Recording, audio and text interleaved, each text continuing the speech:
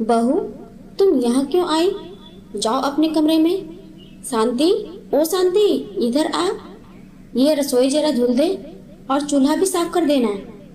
लेकिन माँ जी, मैंने तो थोड़ी देर पहले ही ये सब साफ किया है और अभी तो गंदे भी नहीं हुए हैं। तुम मुझसे ज्यादा बहस मत कर, जो कहा वो कर। बोलते हुए प्रमीला जी रसोई से बाहर चली गई और उनकी मेड शांति उनके बताए अनुसार काम में लग गई।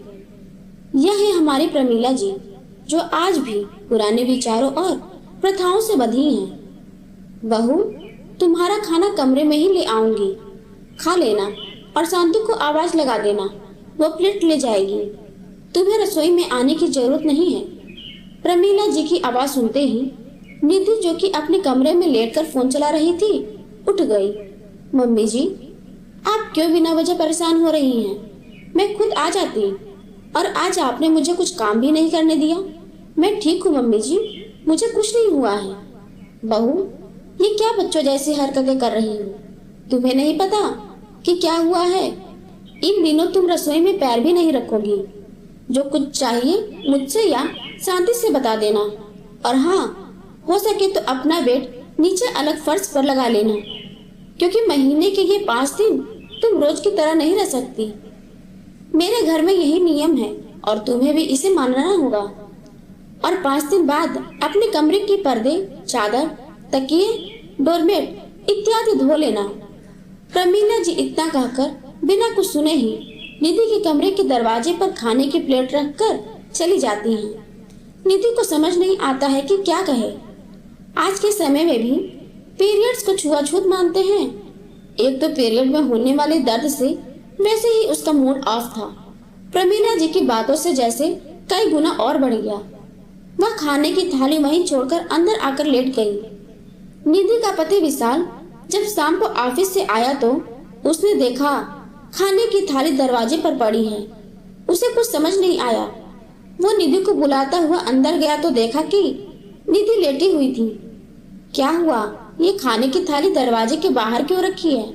और आज तुम लेटी हो अभी तक? सब ठीक है ना? तभी शांति के बुलाने की आवाज आई। बहू जी, ये चाय ले लो।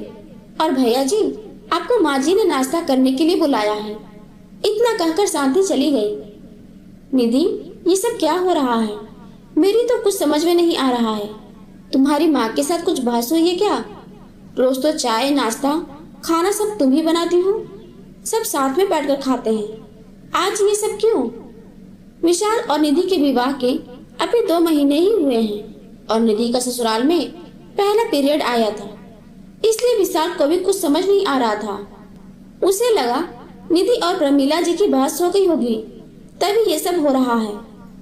ये सब इसलिए हो रहा है कि मेरे पीरियड चल रहे हैं, जिसके लिए ना तो मैं किचन में जा सकती हूँ और ना ही घर के किसी और कमरों में। यहाँ तक कि मम्मी जी ने यह भी बोल दिया है कि मैं अपने लिए फर्श पर बिस्तर लगा लूं, और पीरियड खत्म होने पर ये चादर, तकिए, पर्दे, डोरमेट सब धुलकर साफ करना होगा। विशाल, साफ सफाई एक अलग चीज है और पीरियड में उसका ध्यान भी रखना जरूरी है, लेकिन इस तरह का व्यवहार जैसे मुझे कोई छुआछूत की बीमारी हो गई है। निधि ने रोते हुए कहा। निधि, तुम पहले शांत हो जाओ और मेरे साथ बाहर चलो। हम साथ में चाय पियेंगे रोज की तरह। मैं ये सब नहीं मानता। पीरियड ही तो आए हैं और क्या हुआ है? तुम जाकर मेरे लिए अच्छी सी चाय बनाओ, मैं अभी चेंज करके आता हूँ। विशाल के कहने पर निधि रसोई में चाय बनाने चली गई। बहू, तुम्हें एक बार में बात समझ में नहीं आती क्या? फिर से रसोई गंदी कर दी। शांति भी चली गई है, अभी ये सब साफ सफाई कौन करेगा? मैंने तुम्हें एक बार बोल दिया कि ऐसे समय में तुम बस अपने कमरे में रह सकती हो। जो चाहिए मुझे बता देना। तो तुम यहाँ चाय बनाने क्यों आई? मम्मी जी, विशाल ऑफिस से आए हैं तो मैं उनके लिए चाय बना रही हूँ, और मेरे आने से रसोई कैसे गंदी हो गई ये बताइए। सुबह से देख रही हूँ कि यहाँ मत जाओ, ये मत छुओ, बेड पर मत सो। क्यों? तुम्हारे पीरियड चल रहे हैं ना, इसलिए। पीरियड्स में रसोई घर और बड़ों के कमरे में नहीं जाते। ये मेरे घर का नियम और कायदा है। ये हमारे पुरखों ने बनाया है और मैं खुद इतने सालों से इसका पालन कर रही हूँ। प्रमीला जी ने गुस्से में कहा। लेकिन मम्मी जी, ये कोई छुआछूत की बीमारी थोड़े ही है कि मेरे छूने से किसी और को हो जाएगी। पहले का समय कुछ और था। पहले इतनी सुविधाएं नहीं थी, सैनिटरी पैड्स नहीं थे, लोग कपड़े का इस्तेमाल करते थे, उसे बार बार बदलना और ऐसे में घर के काम काज और भाग दौड़ करना पॉसिबल नहीं था, क्योंकि उस समय शारीरिक श्रम ज्यादा करना पड़ता था। शरीर में होने वाले हार्मोनल चेंजेस की वजह से हमें शरीर को आराम देना होता है, इसलिए ये सारे नियम बताए गए थे और समय के साथ साथ लोगों ने इसे प्रथा बना दिया। लेकिन अब समय बदल गया है। अब हम पीरियड्स में भी अपना रोज की दिनचर्या कर सकते हैं। साफ सफाई और पर्सनल हाइजीन का ध्यान जरूर रखना चाहिए, ये तो मैं मानती हूँ, लेकिन इस तरह की तकियानुसी बातें मैं नहीं मानती। तुम आजकल की लड़कियों को तो बड़ों की बातों का विरोध करने की आदत हो गई है। आधुनिकता के नाम पर बड़े बूढ़ों के बनाए नियम कायदों की धज्जियां उड़ाते रहते हो। प्रमीला जी गुस्से में चिल्लाते हुए बोली, मम्मी जी, मैं किसी का अपमान नहीं करना चाहती, लेकिन मैं गलत का साथ भी नहीं दे सकती। माँ, निधि सही कह रही है, समय के साथ हम लोगों को बदलना चाहिए।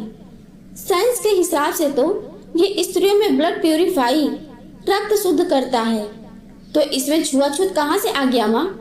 और ये तो भगवान का वरदान है स्त्रियों के लिए, बल्कि हमें तो भगवान से शिकायत होनी चाहिए कि ये औरतों के लिए ही क्यों, मर्दों के लिए क्यों नहीं। विशाल ने प्रतिमा जी को समझाने की कोशिश की। बहू, तुम इस तरह की बातें भी विशाल से करती हो? हमारे समय में तो मर्दों के सामने इसका नाम तक नहीं लेते थे। पीरियड्स के बारे में किसी से बात करना या चर्चा करना गलत नहीं है माँ, विशाल ने कहा। तुम लोग कितने भी तर्क वितर्क कर लो, मैं इन सब बातों को नहीं मानती। और गुस्से में प्रमीला जी बाहर चली गईं। लेकिन आज निधि को इस बात का सुकून मिल गया कि विशाल सही और गलत का फर्क समझते हैं और अपनी पत्नी के साथ खड़े भी होते हैं। दोस्तों, आप अपना विचार बताएं कि क्या पीरियड्स को एक बीमारी के रूप में देखना सही है या जीवन का एक हिस्सा है, ये मानना सही है।